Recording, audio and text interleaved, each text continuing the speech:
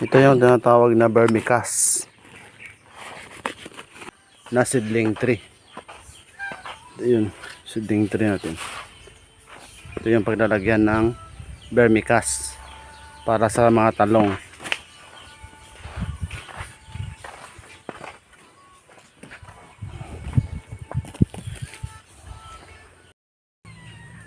Ito yung gamitin kong variety sa ngayon, Calixto F1. Mas maganda to kasi marami yung ibigay niyang bunga. At ito yung presiso sa pagtatanim sa seedling tray. Yan. Dahan-dahan nilalagay. At ito binubuhusan ko na ng lupa. Kunti-kunti lang para maka-germinate yung seeds natin. Ganyan yung proseso. At ito, dinadalian na namin para matapos na. At after dyan, nilalagay ko na sa nursery station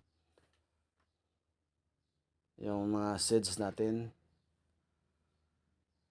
Tapos after a week, dyan tutubo na yan. Mataas na yung tubo ng seeds natin.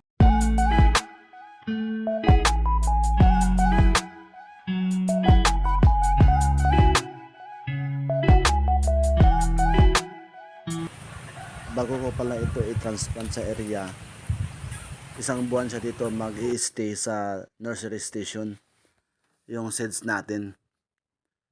Tapos ito na yung natapos natin ngayong araw. Bali unang araw ito ng pagtatanim ko sa seedling tree. At hihintayin na lang natin mag 1 month bago siya i-transplant.